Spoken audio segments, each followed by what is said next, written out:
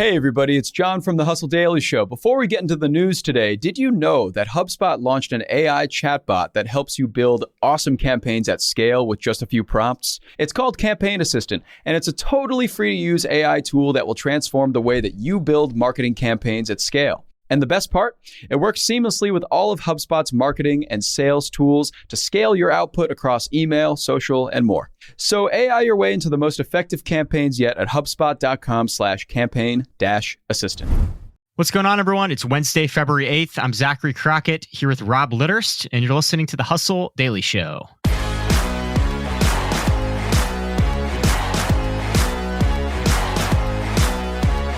All right, so Mark Zuckerberg has gotten a lot of crap from people about the metaverse stuff. He's been made fun of ruthlessly on social media, but that is not stopping him. Today, we're going to be talking about how Meta is really doubling down on its whole Horizon Worlds thing in 2023. What is that going to look like, and how might it turn out? We've got the story, but first, let's take a look at what else is going on in business and tech. Microsoft launched what the New York Times called a coming out party for AI yesterday. In a partnership with OpenAI, the company unveiled a new Bing search engine that is going to use AI to cull results. Microsoft has invested $13 billion into OpenAI, and it has given the company billions of dollars in computer resources as a part of that partnership. The U.S. trade deficit rose 12.2% in 2022 to a record high of $948.1 billion. Exports of goods slipped to a 10-month low in December, and that's largely due to a cooling global demand, and also the price of crude oil has fallen considerably. That's one of the U.S.'s top exports. Some things go up, others go down. Australian venture capital funding dropped 30% in 2022 compared to 2021, with startups raising around $5.1 billion in U.S. money. But 6 Aussie startups also managed to still become unicorns somehow, including the social media startup Linktree. Edmonton-based company Jobber raised $100 million. The company provides operations management software for home services like plumbing and heating. Jobber also notched about $100 million in revenue in 2022. Apparently, home repairs are not affected much by economic downturns. Getty Images is suing the AI image generator Stable Diffusion with claims that the company stole over 12 million of its copyrighted photos. And apparently, the AI generator even picked up the Getty logos when they scraped the images. Getty's lawsuit is seeking $150,000 per infringement. That works out to about $1.8 trillion. Good luck, Stable Diffusion. You're going to need it. And lastly, egg prices might finally see some relief soon. Wholesale egg prices have fallen by more than 50% since December. It's still unclear if that'll trickle down to retail prices, but it is a promising sign.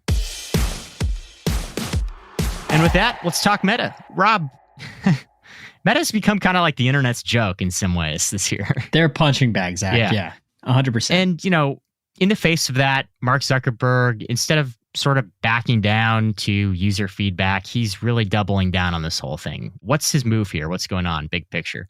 Yeah. So the interesting thing here is Meta's business is in great shape. Like, they destroyed their last earnings call. The stock has been soaring since that happened. I think they have like 3 billion monthly active users. They have 2 billion daily active users.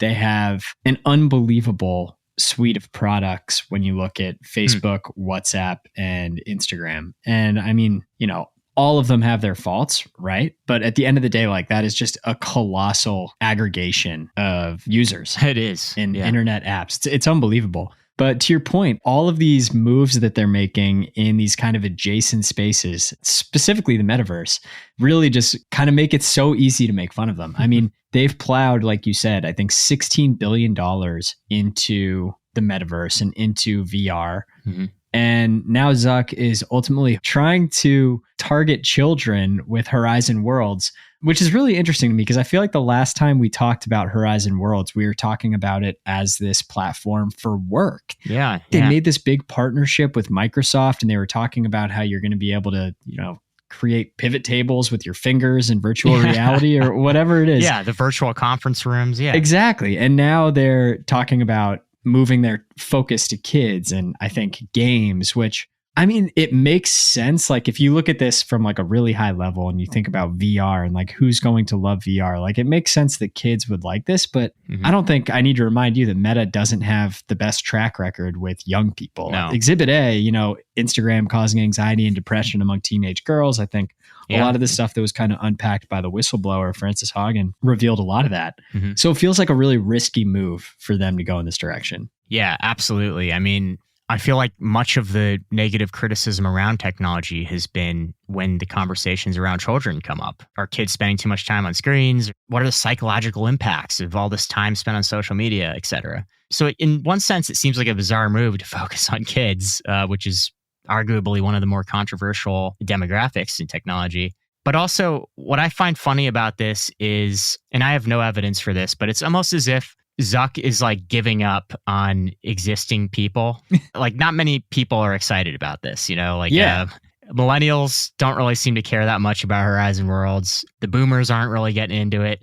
So now it's almost like Zuck is saying, all right, let's just build a new demographic from scratch and get them started young, you know? I mean, it's crazy. I think like targeting kids makes sense because if you get kids to use your product, like that's why all of Old Spice's commercials are like stupid and goofy and like men shaped like centaurs or whatever. It's like, they're ridiculous, but they appeal to like a 12 or 13-year-old boy who's buying his first stick of deodorant. And if he buys Old Spice, then he's going to stick with it for like the next 60 years, which is basically what's happened to me. I'm not 70 yet, but you know, I've been using Old Spice for however long. Wow. The Centaur commercials got you? I don't know what the Old Spice commercials were 20 years ago, but whatever they were, it got me. I honestly think it's just my dad used Old Spice, and that's kind of what hooked me. Generational deodorant users. Yeah, exactly. But I mean, I think that's the draw and that's the allure of attracting kids is you have these potential users for decades. And Meta's missed the boat on the 13 to 17-year-old demographic time and time again. I think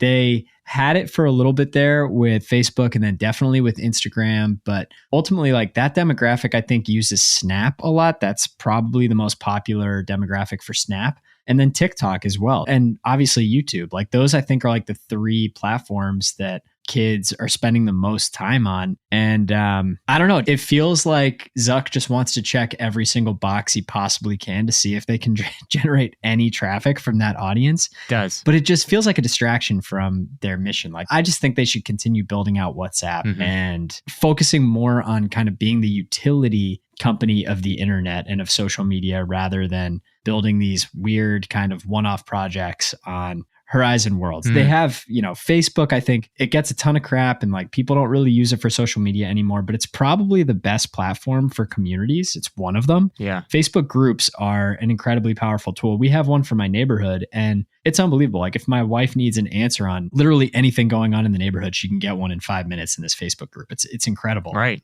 And I mean, I think if they just focus on some of those use cases, they'll be taken a lot more seriously and they won't have to deal with these distractions and these like bad optics for all of these kind of weird strategies that they're pursuing. Sure. And just for reference, Meta has really struggled with retention these past few years. Just between spring and fall of last year, 2022, the percentage of US teens using a VR headset dropped from 17% to 14%. In January, Horizon's weekly retention rate was 11%. So it's been slipping. The company's goal is to bring that back up to 20%. And the focus on 13 to 17-year-old demographic here, other platforms have seen fantastic retention and engagement. Roblox, for instance. Right. 46% of Roblox's nearly 60 million users are under the age of 13. So Meta's sort of hoping to replicate some of that magic. Its specific goal is that it wants to reach 500,000 new monthly active users in the first half of 2023 and 1 million by the end of this year. And that's a lofty goal because it's about 200,000 more than the numbers are at today. Yeah, it's interesting. I mean, you mentioned Roblox and they've been hosting games for kids forever. I think basically since their inception. And we're literally built for this. And I mean, so like their user base is crazy. You know, they literally kind of built their platform around building games for young kids and have an incredibly active audience on there and a really devoted user base. And even Roblox has gotten in trouble for issues with inappropriate content for kids, right? And they're literally built for this. And I mean, Meta has previous issues already with harassment in Horizon Worlds. I know we reported on that a little while back. So it just feels like they need to be really careful here. I don't know, like if I was just drawing up a strategy of who I don't want to compete with, like Roblox would be really high on the list. I mean, they have an incredibly engaged audience. They have this developer ecosystem where people are creating games on the Roblox platform, and the incentive structure is aligned really well for them to continue creating games there and making a ton of money doing it. I don't know. I see Meta struggling here. And I mean, the numbers they're talking about are a small fraction of Roblox. So on one hand, I wouldn't really be surprised if they hit them. But I also just, if I were them, I would probably choose a different strategy. Let me ask you this. You have a young kid. He's not using screens yet, but he might, in 5 or 6 years or so, or maybe a decade. How are you thinking about these kind of moves as a parent who's bringing a kid into the world? How are you going to approach everything that's going on in technology?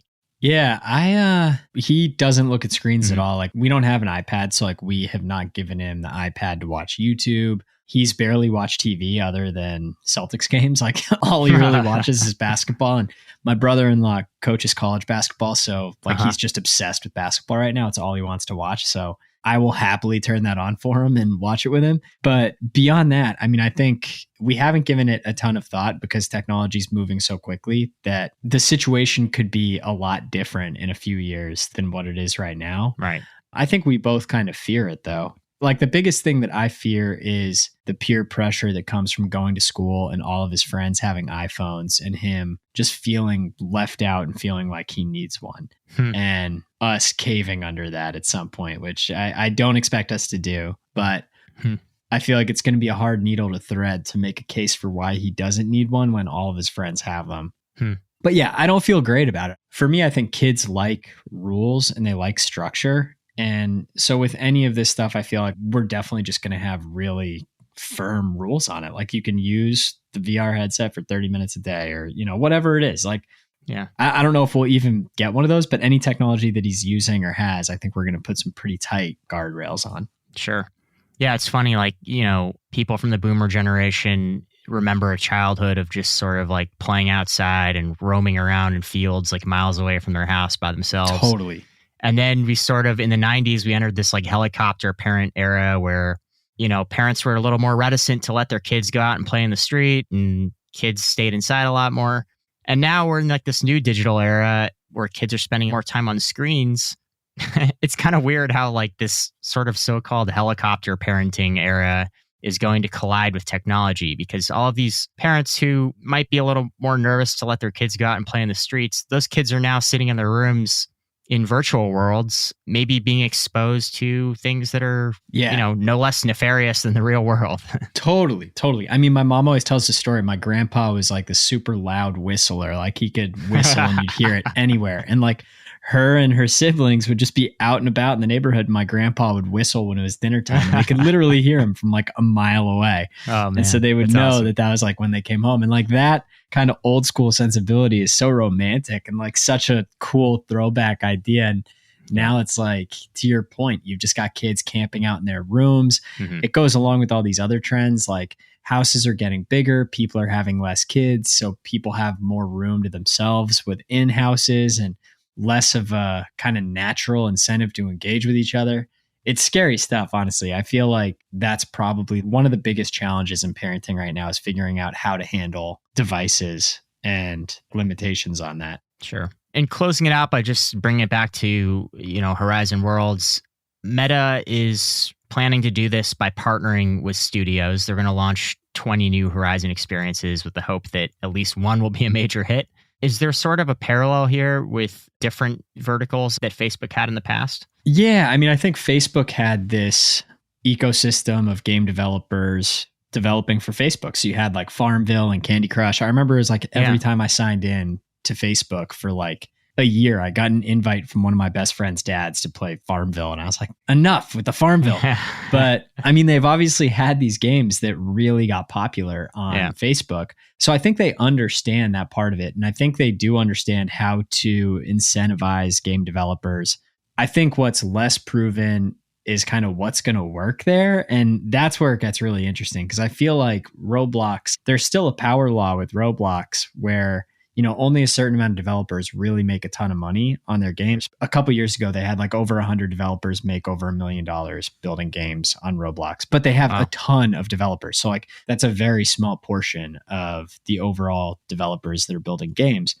But people are still trying, right? Because they know the platform is vetted, they're comfortable with the tools. It's just going to be really interesting to see kind of how this ecosystem kind of comes from the ground up. That's what I'm really curious to see. There is the precedent though, like you said, with what they did with Facebook. So it wouldn't surprise me if 1 out of the 20 studios is able to launch something that gets a little bit of popularity and virality. But it's one of those things. You mentioned $16 billion up top. Like if I'm Meta, I feel like that money could be more productive elsewhere, if I'm being honest. Sure. But hey, that's what Zuck wants to do. It's what Zuck wants to do. He wants to build a future.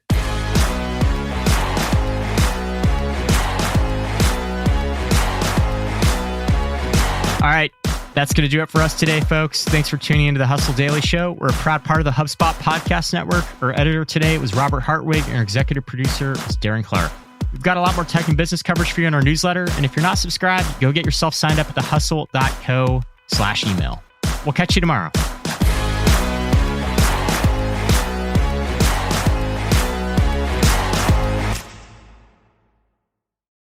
Hey guys, if you listen to the Hustle Daily Show on Google Podcasts, we want to let you know that the option will no longer be available pretty soon. Google is sunsetting its podcast app sometime in early 2024 in favor of YouTube Music, and we want to give you a heads up before it's too late, since that time's almost here. The Hustle Daily Show is available everywhere and anywhere that you listen to podcasts, like Apple Podcasts and Spotify. If you're using YouTube Music, we are there as well. If you're an Android fan, there are plenty of apps like Overcast, Pocket Casts, Player FM, and more. So just search for us wherever you decide to listen to your favorite podcasts.